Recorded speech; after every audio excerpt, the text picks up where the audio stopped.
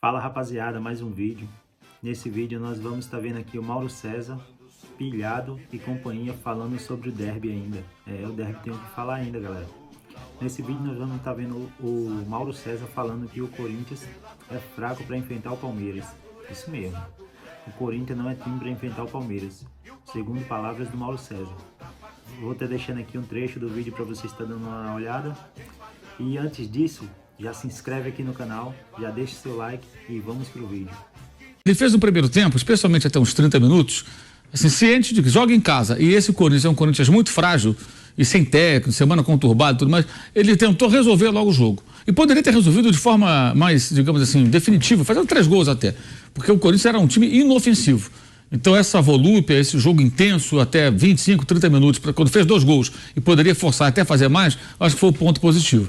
Agora depois ele deu uma arrefecida, acho que é normal, né? O time meio que dá uma administrada, tem Libertadores no meio de semana, ou seja, tem uma sequência de jogos muito grande, todo time vai tirar um pouquinho o pé, né?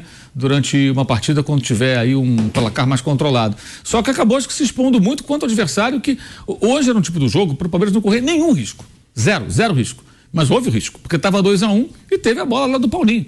Ou seja, seria justo? Acho que não, o Palmeiras jogou melhor, mas poderia ter acontecido, e é o tipo de finalização que o Paulinho costuma acertar, né? Ele chutou para fora, ele chutou com liberdade. Eu acho que isso reflete esses números que eu passei há pouco, que esses gols que o Palmeiras tem sofrido em todos os jogos, refletem o quê? Uma maior quantidade de finalizações que o Palmeiras tem sofrido. Então, quanto mais os times adversários finalizam, mais chance de fazer o gol. Ano passado, no melhor momento defensivo do time, era muito mais difícil chegar em condições de arrematar contra a meta do Everton. Agora não. Tanto que esse ano ele está trabalhando bastante. Quase todo jogo ele faz defesas. Hoje o Corinthians tem isso, conseguiu fazer. Não foi um jogo que ele trabalhou muito, né? Não teve assim, um grande desafio pela frente. Mas e esses números que você passou, eu acho que o Abel Ferreira ele pode agradecer algumas pessoas aqui no Brasil que assim, fazem questão assim, de tornar o seu trabalho, que é muito bom, ainda mais tranquilo. Renato Portaluppi, que perdeu para ele 2 finais, uma Copa do Brasil e uma Libertadores, e com as suas digitais assim bem cravadas nessas 2 derrotas, uma pelo Grêmio e pelo Flamengo, e a diretoria do Corinthians, que entrega para o Palmeiras, na era do Abel, ele teve essa sorte, um time muito inferior e caro, esse é o pior. Fosse um time barato, o Corinthians está economizando, está pagando dívida, está acertando as contas, vai com o time mais ou menos e perde. Não, é um elenco caro, contrata técnicos caros, inclusive, porque era caro, o Vitor Pereira não era um técnico barato, o próprio Cuca é um técnico de primeira prateleira no futebol brasileiro, não um técnico baratinho, né? Você tem que fazer fizeram um contrato certamente robusto. O Cuca não fazia contratos até esse último compromisso, creio eu, simplórios. Vitor Pereira é $1,5 milhão de reais. É um técnico com salário indexado em euro. Então, assim, é investimento alto em elenco, investimento alto em técnicos, e ainda assim o time do Corinthians é fraco, não ganha nada. Ontem até o Bruno lembrou aqui, durante o bate-pronto, o time não é campeão desde 2017 brasileiro, 19 paulista. O último título de peso foi em 17 e o último estadual foi em 19. Então 20, 21, 22, 23, vai para 4 anos. Quando chegou na final, ano passado, parecia o máximo. Conseguiu fazer um jogo duro com o Flamengo. Nossa, que legal, hein? É isso, é o máximo que conseguiu. Então ele não tem nada com isso, ele aproveita e passa o rodo no Corinthians, ganha no Itaquera, ganha no Allianz Parque, ganha em qualquer lugar. Né? E aí você vê se os números são expressivos, e ele vai ficar na história do Palmeiras como um técnico que amassou o Corinthians, e isso ele pode também agradecer a essa péssima gestão que o Corinthians tem hoje, porque o reflexo é esse. E por que eu estou enfatizando isso? O grande rival histórico do Corinthians, né, é o Palmeiras, e nesse recorte da história com a passagem de Abel Ferreira pelo Brasil, que continua, a gente não sabe até quando vai, mas vai continuar, o Corinthians em geral ele é presa fácil.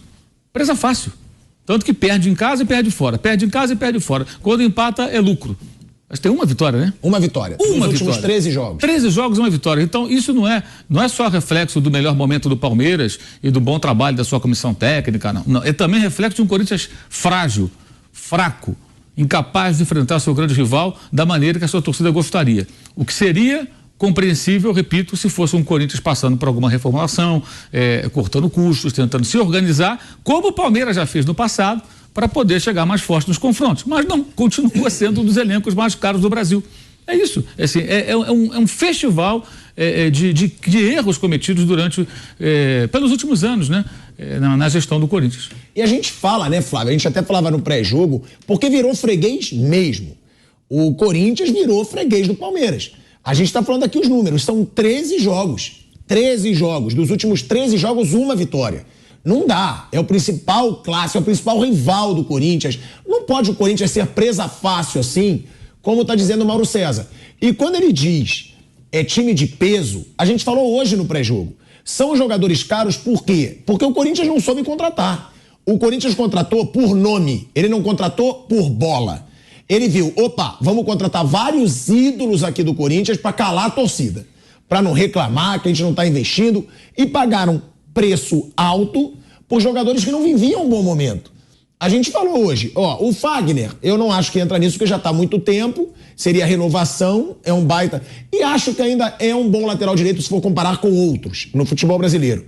Mas aí você tem o Gil, que já não é o mesmo jogador, o próprio Balbuena, caríssimo, que já não é o mesmo jogador, Fábio Santos, o próprio Renato Augusto, que eu falo aqui, joga muito, quando joga decide, mas joga pouco. Ganha uma fortuna para ficar mais fora do que dentro de campo. Aí tem também o Paulinho, o Romero. O Corinthians contratou o Romero. É inacreditável. No meio tempo hoje aí o Danilo desistiu também. Sim, mas é o que eu falo, contrata muito mal esse Corinthians e paga caro. Vale aquilo que você falou no começo. Ele não